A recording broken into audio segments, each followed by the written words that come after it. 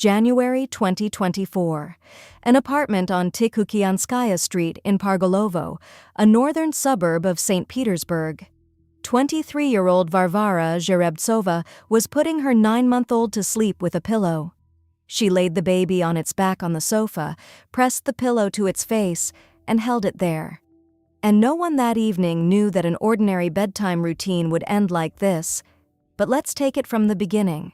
At that time, Zherebtsova had 2 small children, a 1.5-year-old son and the younger one who was only 9 months old, less than a year apart. A prefab high-rise building. January in St. Petersburg outside the window. It gets dark by 4 to 6 p.m., becoming pitch black. And on this particular evening she was putting both of them to bed. Her son fell asleep right away, quickly and soundly, as children his age do, but the younger one wouldn't fall asleep. Fussy, crying. At 9 months old, teeth are coming in. Sleep is fragmented. Crying can last for an hour or 2 until dawn. Exactly how long this went on is actually unknown, but at some point Zherebtsova took a pillow. According to the investigation's version, she laid the younger one on its back on the sofa, pressed the pillow, and held it until the movement stopped. As the forensic examination would later establish, it was mechanical asphyxia, the airway blocked by a soft object. The wording is unambiguous, confirmed in court. And then, in the same apartment on Tikhookyanskaya, the same evening, the same streetlights outside the window. Nothing around had changed, only on the sofa lay what had been breathing just a minute ago.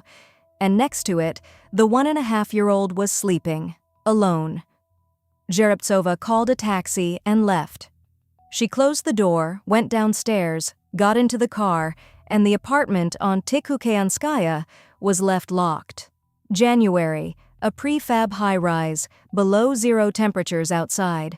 Inside, her 1.5-year-old son, alone, without food, without water, without a single adult nearby. On the sofa was what, just an hour ago, had been his younger sister. He was 1 year and 9 months old. At this age, the vocabulary is a dozen words, and none of them is __0_.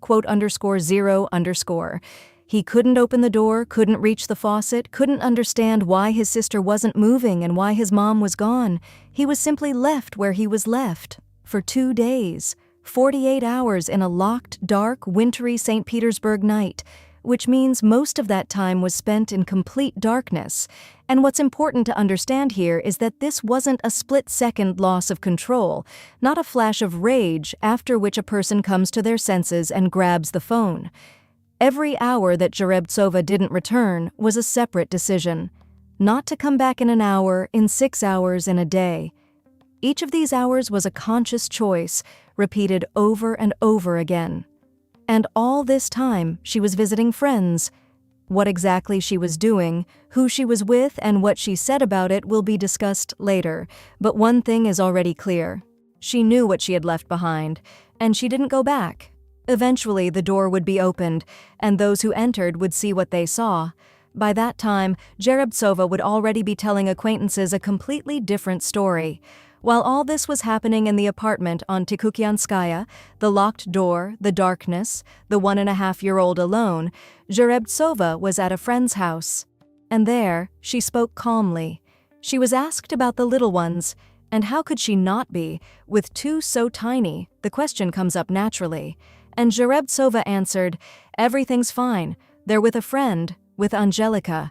Angelica is looking after them. Everything is good. Nothing to worry about."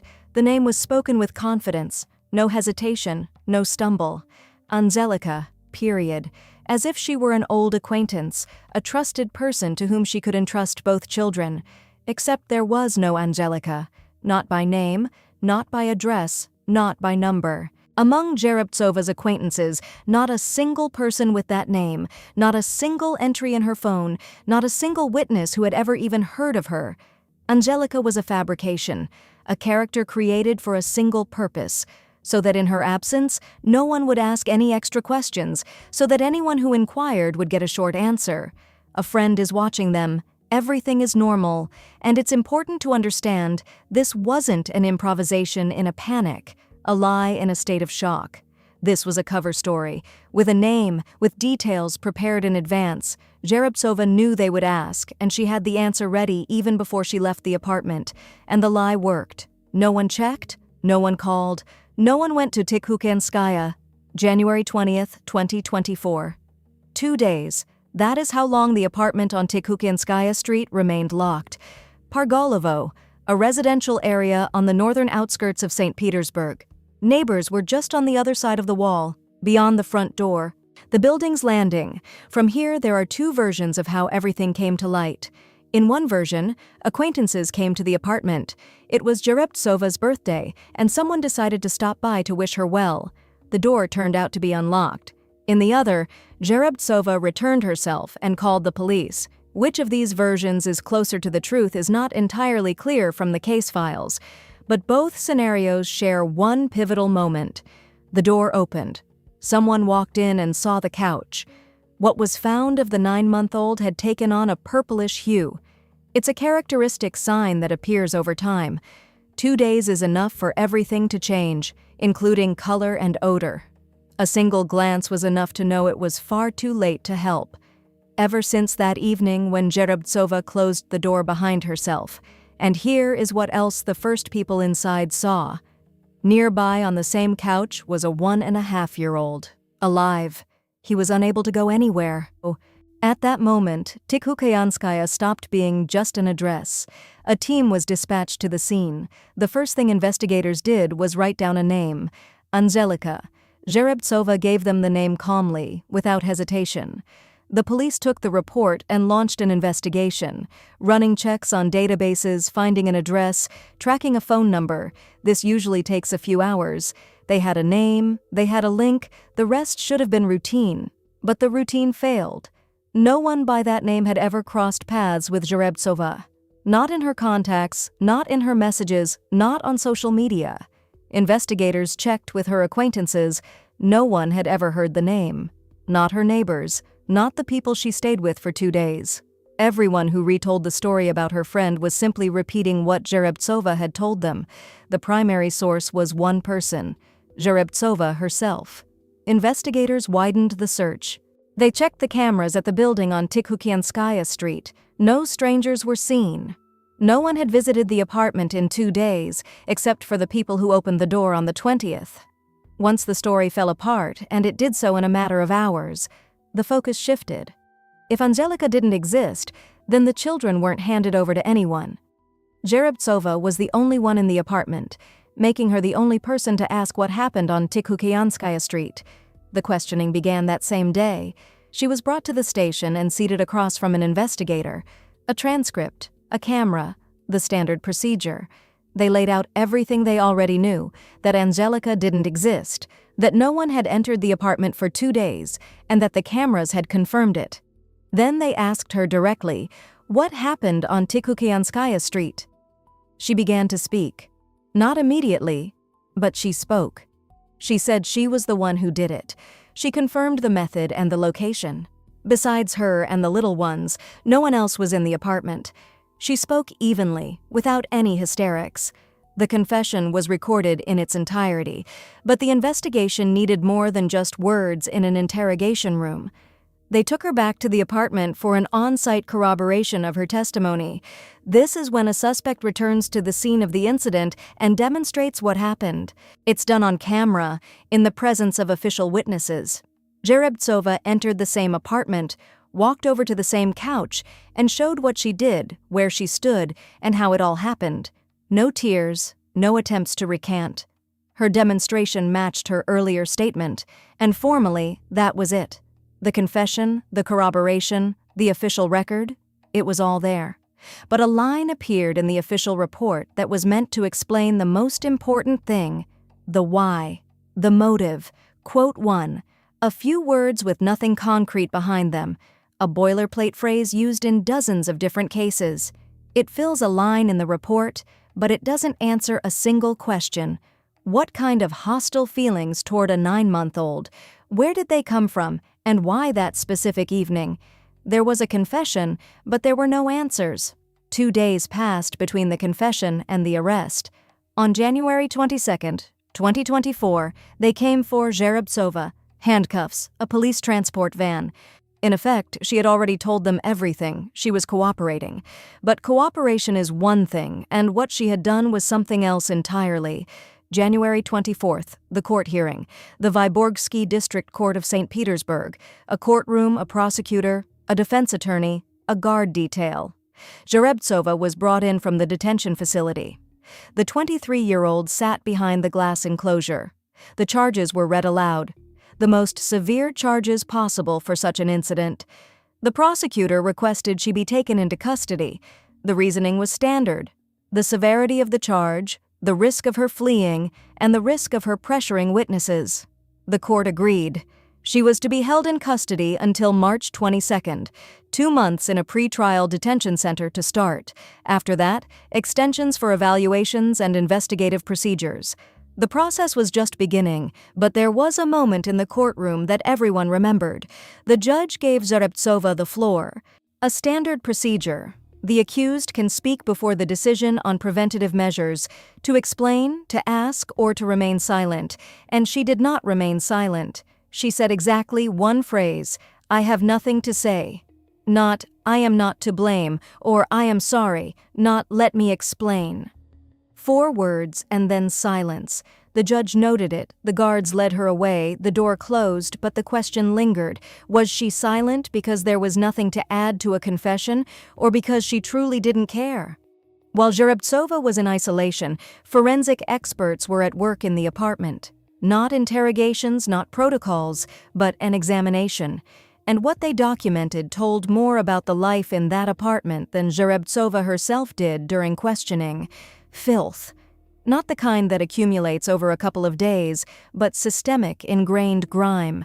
In the kitchen, dried food remnants, a greasy film, a sink that hadn't been used in a long time. In the rooms, scattered belongings, dust, stale air, trash that hadn't been taken out for weeks, a floor that hadn't been washed for months. This was an apartment where bad days followed one after another. A separate line item in the report was the condition of those who lived here. The young ones were neglected, not in the sense of being uncombed, but in the sense that they were systematically uncared for. Their clothes were dirty. They were fed irregularly, haphazardly. This was later confirmed by the neighbors. The neglect had been noticeable for more than a month. The forensic experts documented everything, every room, every surface, item by item. This wasn't a minor detail. It was a characterization of the environment where everything took place. The apartment looked as if the adult here had long ceased to be an adult. And it's important to understand this wasn't the result of a crisis, a breakdown, or a rough patch. The neglect had built up layer by layer. What the forensic experts documented was the result of a long process, not a single evening. The apartment spoke for itself, but the investigation still had questions for those who lived nearby. The neighbors knew the owner not by name, but by sounds. Music in the middle of the night, the slamming of the building's front door before dawn, voices in the apartment when the rest of the building was long asleep. Investigators questioned several people from her floor and from nearby building entrances. The picture was the same, almost word for word. Zherebtsova was seen intoxicated not once, not twice, but regularly. In the hallway, in the courtyard, an unsteady walk, incoherent speech, the smell. For the neighbors, this had long become normal. They spoke cautiously about the little ones. They were rarely seen. Zherebtsova almost never took them outside. Someone heard crying from behind the door, but it wasn't constant, more like background noise. No one remembered any relatives visiting her. Not a mother, not a sister, not friends. 2 in her arms and no one around. And what's important is that not a single neighbor could recall Zherebtsova ever asking for anything. To borrow salt, to borrow money, to ask someone to watch them for an hour. A closed door, a bottle, silence. None of those questions said she was aggressive, that she yelled or caused scandals. Quiet, drinking, alone. She was simply sinking slowly in front of everyone, and no one reached out a hand, and she never asked for one. This is that moment when you want to stop and ask, could someone have intervened? And most likely they could have, but it didn't happen. However, the neighbors didn't tell the investigators everything. What the authorities knew about Jerabtsova went beyond what was seen from next door. In June of 2024, a judge was considering an extension of her custody. The prosecutor made a motion, and for the first time in the courtroom, something was mentioned that the neighbors hadn't noticed through the walls: alcohol. They knew about that. But the prosecutor added substances, an agent for an altered state. According to the investigation's data, Jerabtsova was using more than just spirits. Regarding the system, the prosecutor's office described her life with a single phrase: a socially detrimental lifestyle. And this isn't a diagnosis, it's a legal characterization. In the eyes of the state, the person ceased to function as an adult, not working, not providing for those dependent on her, not controlling herself from one altered state to the next, from one drink to another. The prosecutor requested she be kept in custody, citing expert findings and the risk of witness tampering. The court agreed. Arrest. By that point, she had spent 5 months in pretrial detention, from January to June, and work was proceeding outside the walls of the detention center. Interrogations, inquiries, gathering of materials. The case was accumulating details that closed any loophole for leniency. It was known she had a substance problem, a dependency as well, and not a single attempt was made to change anything. Any sympathy that might have remained crumbled. It's one thing for a young mother who couldn't cope, it's another for one who didn't even try. In June of 2024, the prosecutor stated it aloud, but even this dependency, this neglect, only explained the background. It didn't explain that specific evening. Jerabtsova remained silent. The case was moving toward trial.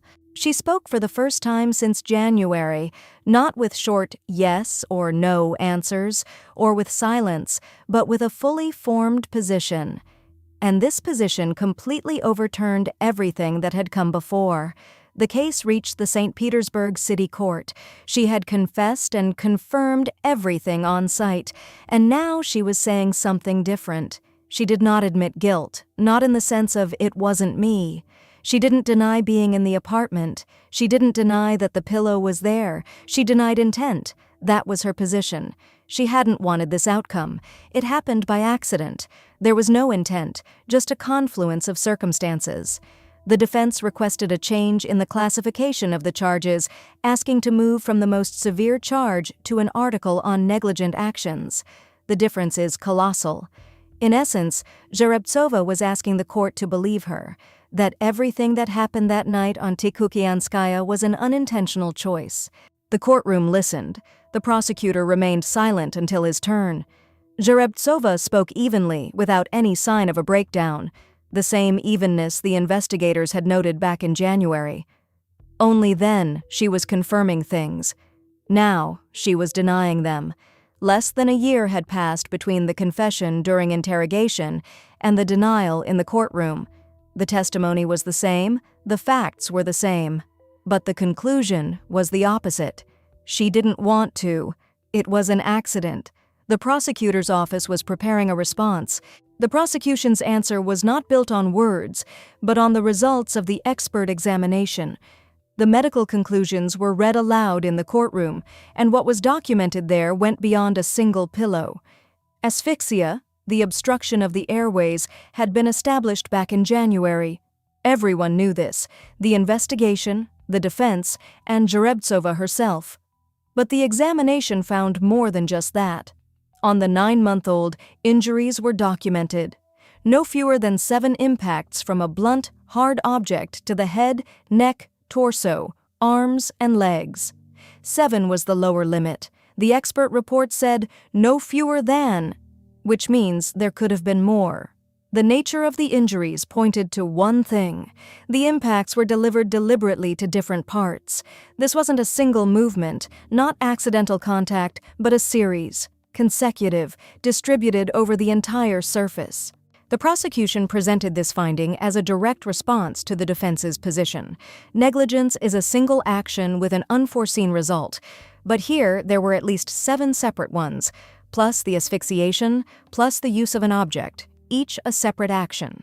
The defense did not dispute the findings. The data obtained during the examination was documented and entered into the case file.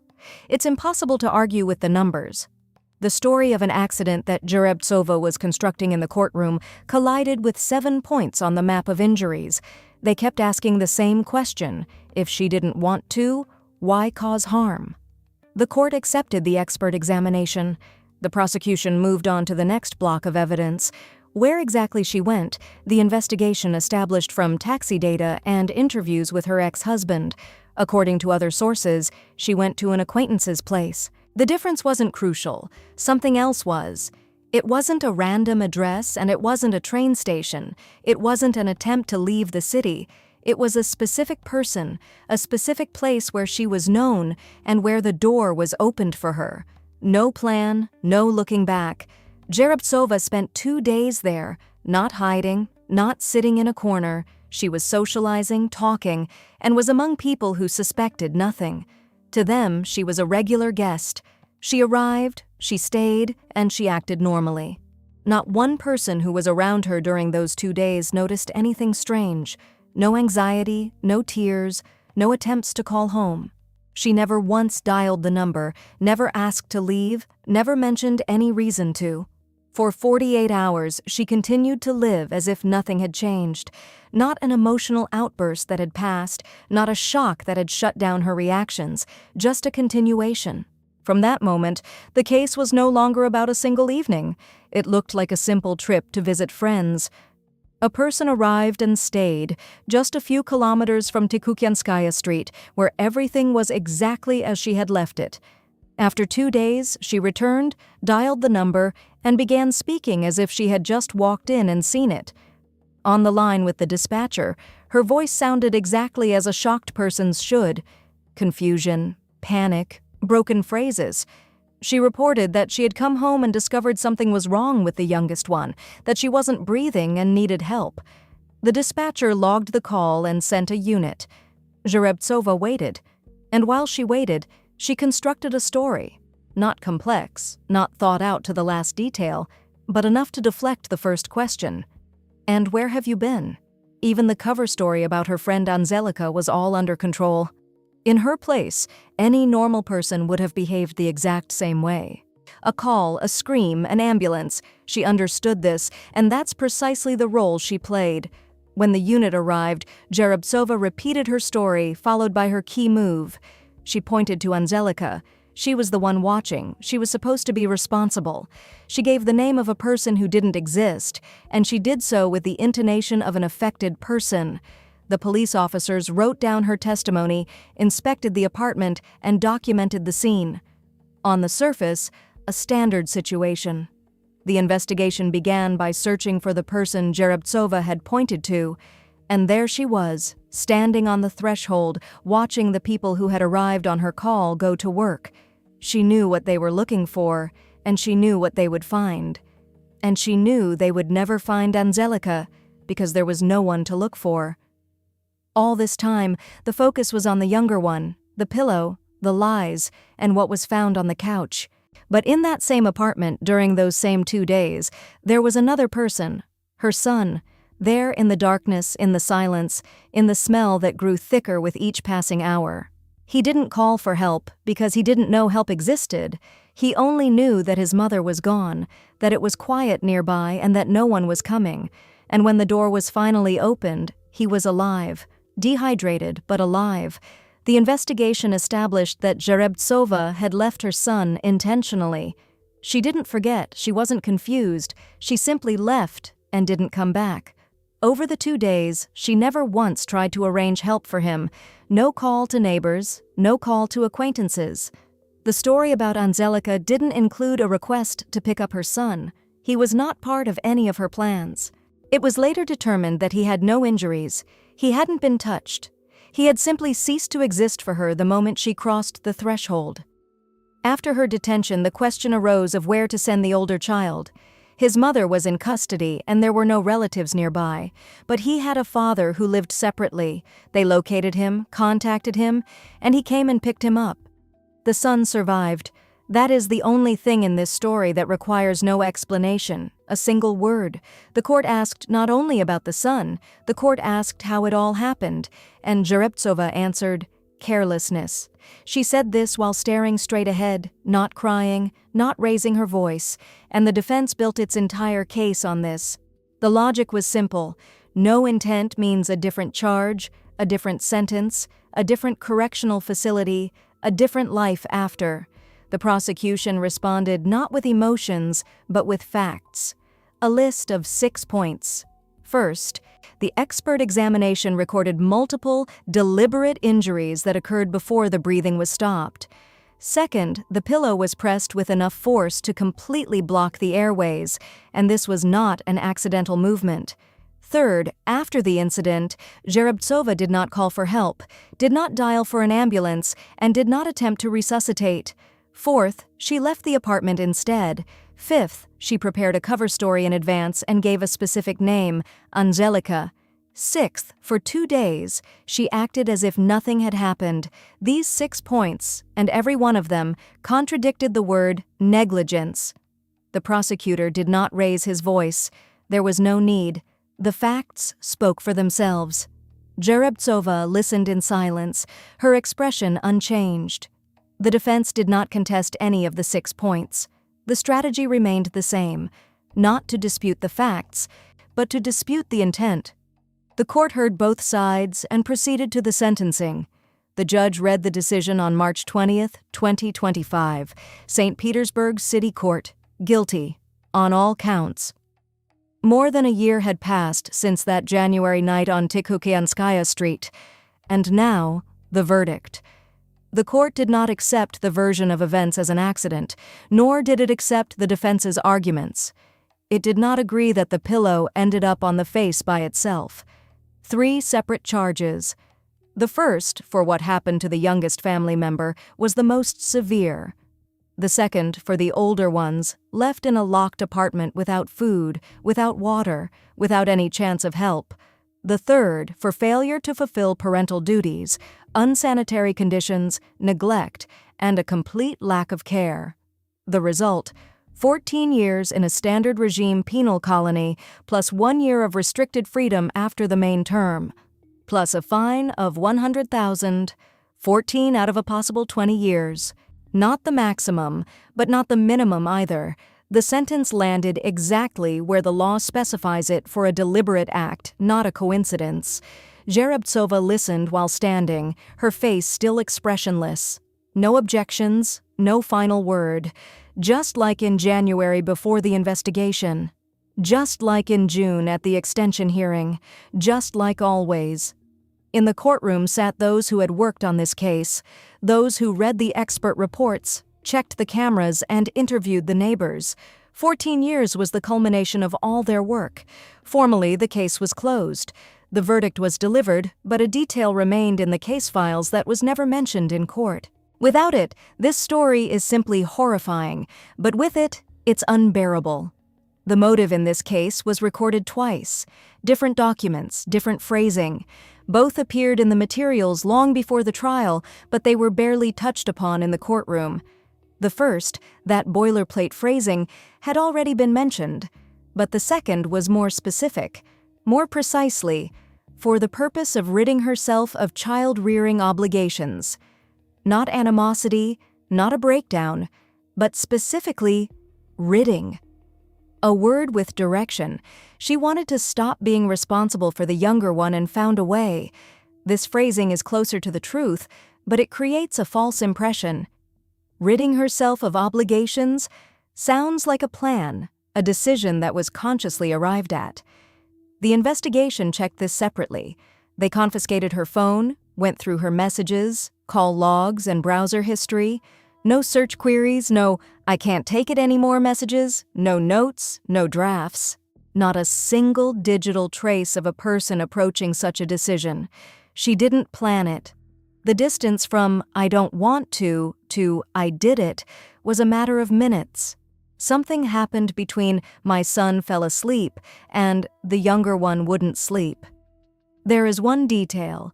Zherabtsova mentioned it during her first interrogation, the one where she confessed, before she went silent, before she changed her story, before the coincidence. During the interrogation, she wasn't looking for excuses. She simply described the sequence of events, step by step, and it was in this sequence that the motive became fully visible. A taxi was waiting downstairs, ordered in advance even before she started putting the children to bed. She had plans for the evening, a specific person, a specific address. Everything was set. Only one thing was left: put them to sleep and leave. The older one fell asleep quickly, but the crying wouldn't stop. Downstairs, the driver was waiting. The meter was running. A minute passed, then another. The taxi is waiting, the crying doesn't stop. Her plans were being delayed. The driver had probably already called to ask when she was coming out. And Zherabtsova took the pillow, not because she snapped, not because she was in a haze, not out of hatred, not out of despair. She was in a hurry. Simply in a hurry. And the younger one was preventing her from leaving. Not preventing her from living, preventing her from leaving the apartment right now. That is what was behind the phrase, ridding herself of obligations. Not a plan weeks in the making, not a cold calculation, just an ordinary everyday rush. A wait downstairs, crying on the couch. The entire motive fit into a few words. The taxi is already here. The 9-month-old was preventing her from going out to visit someone. The mother found a way, the one that was close at hand. After that, Zherabtsova closed the apartment door, went downstairs and got into the car. She gave the address and left. For her, everything that happened upstairs fit into the interval between ordering the taxi and getting into it. She didn't think for long. Most likely, she didn't think at all, and now, looking back, everything falls into place. Angelica wasn't a pre-planned cover story, but an improvisation by someone who had no plan, because the act itself wasn't planned. Not calculation, but irritation. The pillow was the period at the end of the sentence. The trip to her acquaintances wasn't an escape. It was a continuation of the evening, the very reason the incident occurred. I have nothing to say wasn't a legal strategy in the courtroom, it was the truth. She truly had nothing to explain. For her, it was simple. Throughout the video, the viewer waited for the answer to why. A terrible but proportionate reason. A clouded mind, desperation, a breakdown. At least something with logic behind it. But the reason was a taxi. Evening plans, being in a rush, an ordinary, everyday hurry. Zherabtsova didn't hate her daughter. She simply felt nothing. No attachment, no fear. The younger one was an object that was in the way, and the pillow was an object that was lying nearby. 14 years in prison. The older one is with his father. The youngest family member was 9 months old, wanted to fall asleep, and her mother was in a hurry. Valued viewers, for several videos now, we have observed stories surrounded by a great deal of indifference. Please, if you see this kind of behavior from anyone, your neighbors or parents you may know, please contact the proper authorities. Like this video, subscribe to our channel, and write what you think about this case in the comments. Until next time.